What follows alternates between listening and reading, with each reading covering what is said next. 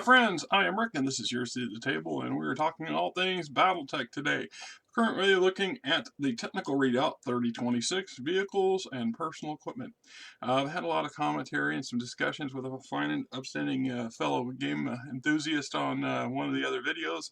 And if any of you guys have checked out those, you'll know what I'm talking about. If not, feel free to hook up the comment section. He pointed out that there were some, some a little bit of discrepancy and or some conflicting views on some of my comments in the section on 5 things you will not find in Battletech, and one of them was drone technology.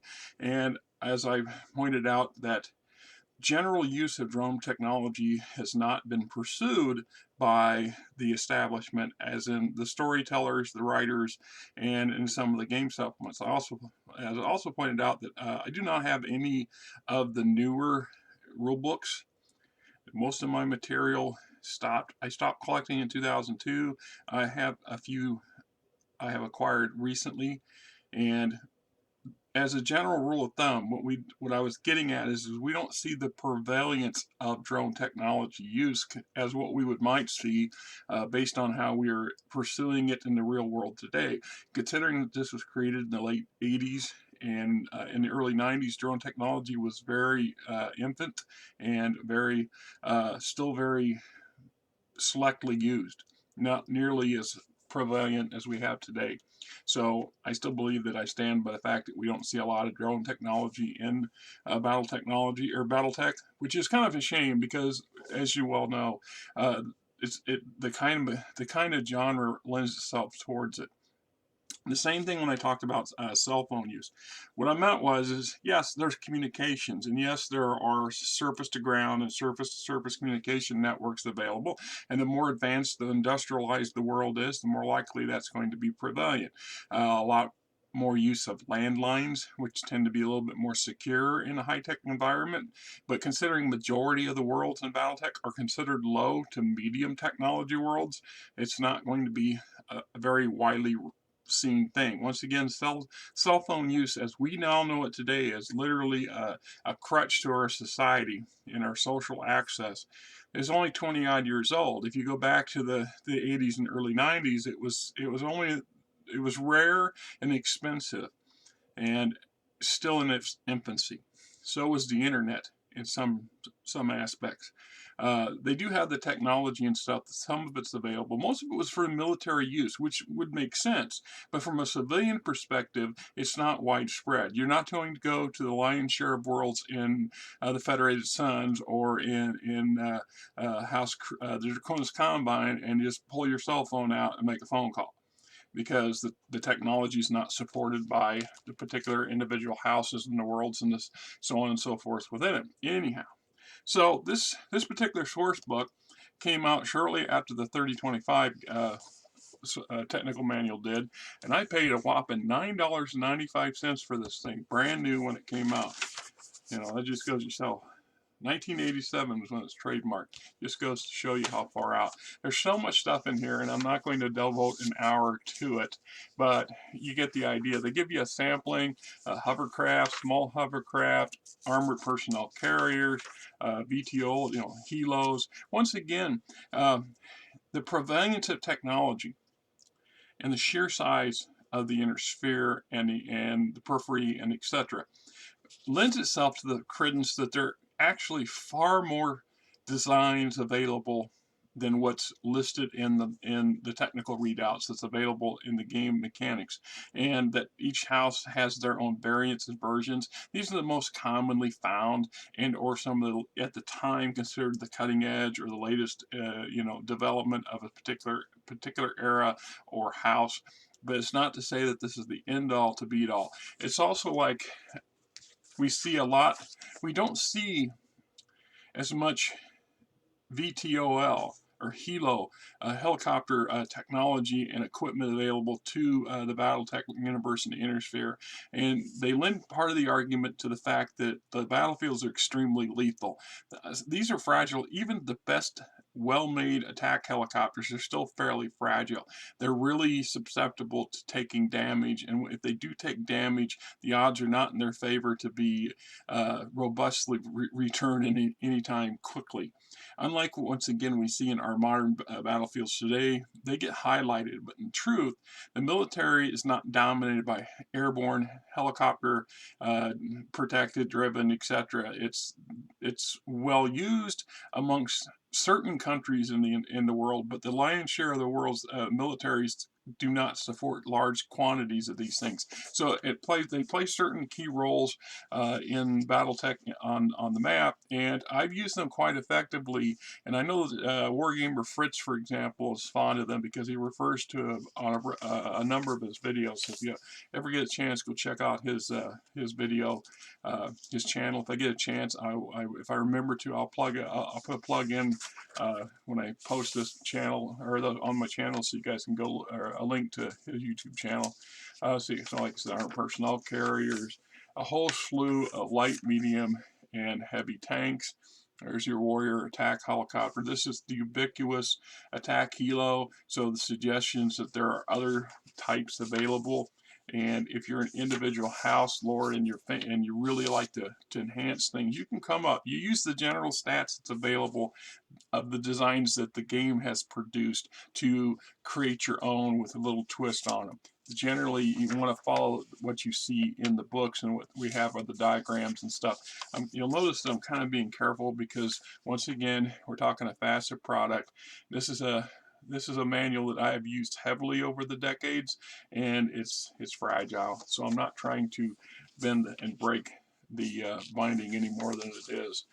And ideally, and then once again, there's like Grimdark Narrator. There's a couple channels out there that have highlighted individual machines, and you can go find some pretty good videos on those. I have not sure I really want to devote a whole lot of time to doing individual short videos on individual vehicles and mechs and things, because all I would be doing is mostly reading straight from what I got out of the particular tech manual, and I don't really have the time to devote to spending a lot of research on trying to put them all together into one cohesive video.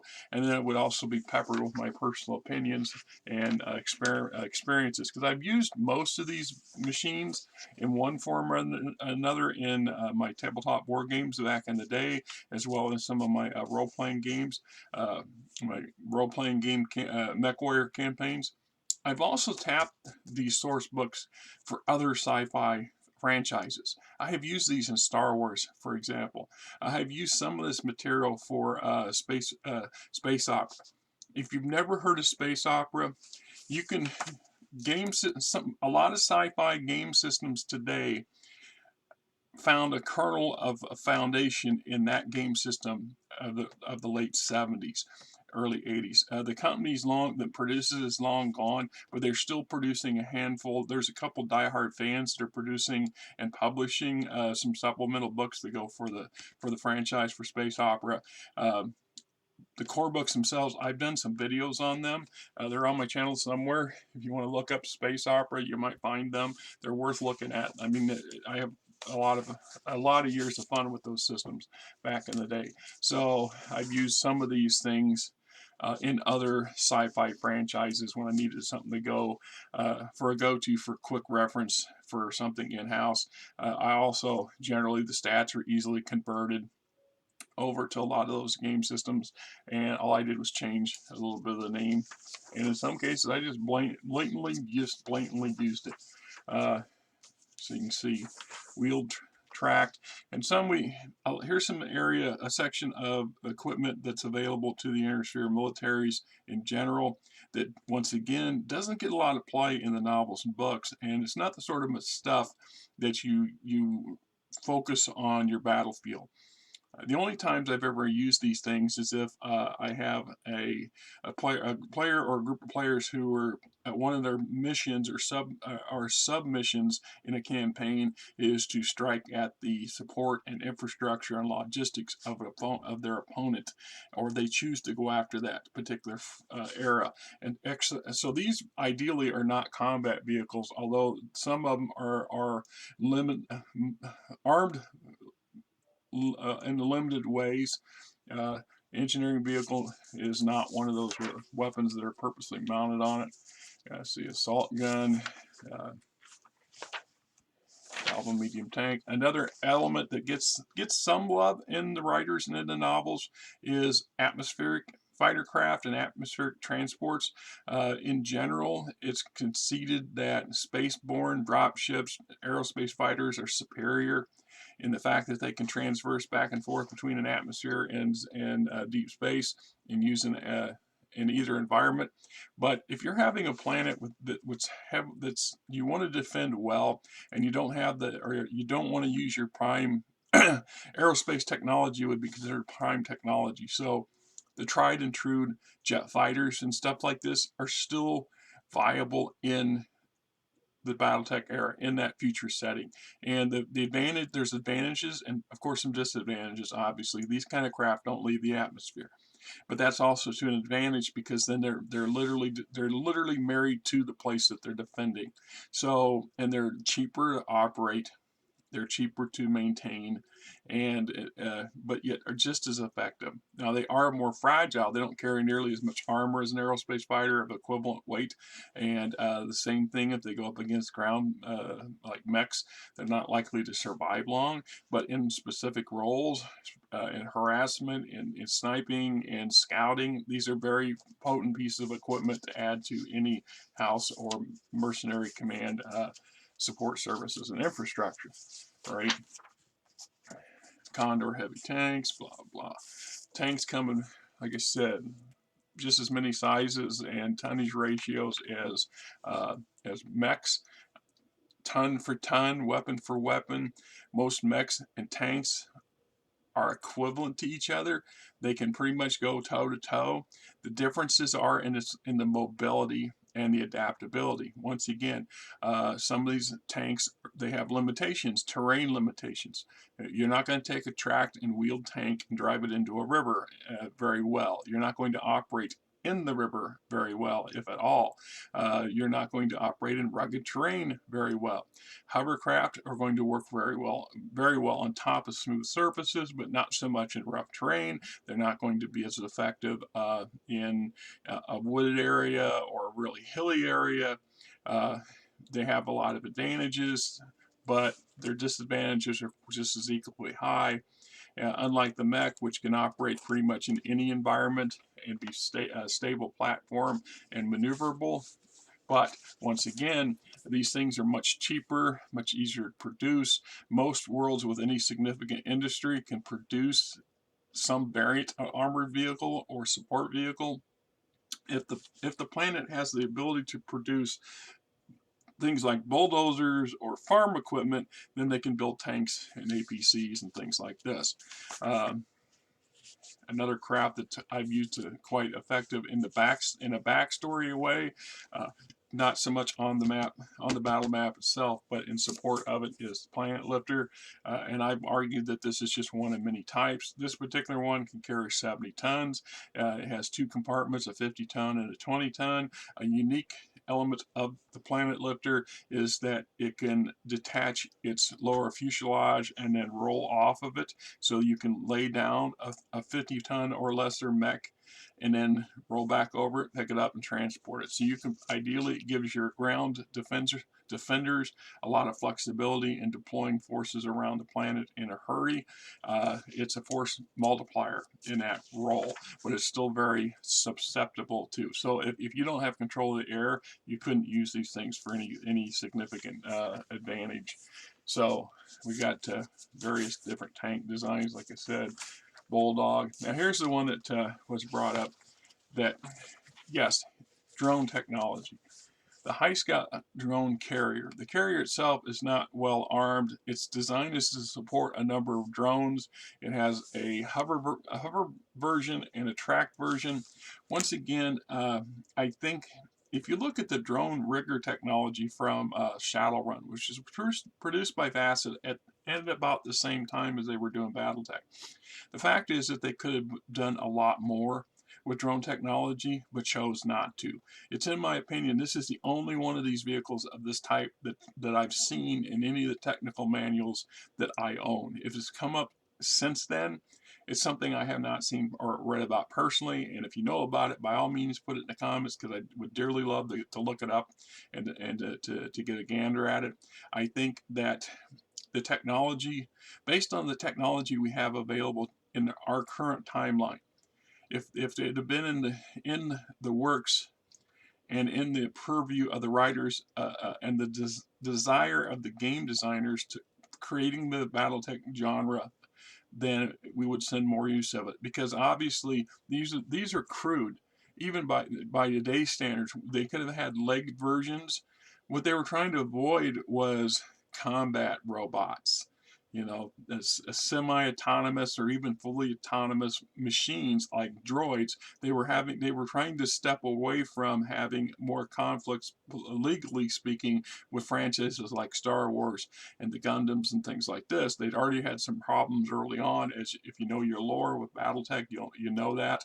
But what we don't see here is flying drones. The most prevalent drone we have in our modern military arsenals today and in our civilian market are flying drones, simply flying eyes in the sky.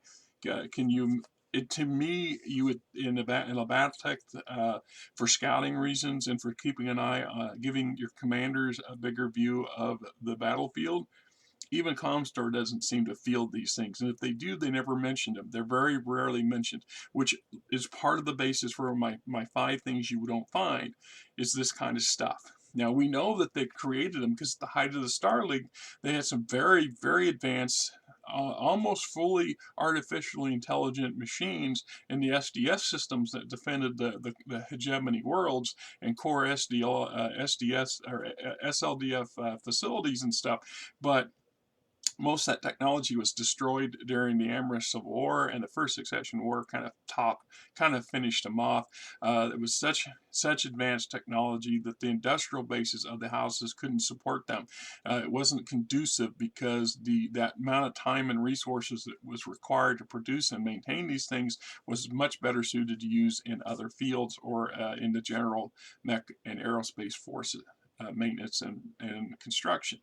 They also didn't pursue low-level tech. So what we consider high-tech drones today would be, you know, the UAVs, the Raptors thing, or the one, you know, the ones that our military uses to strike from afar.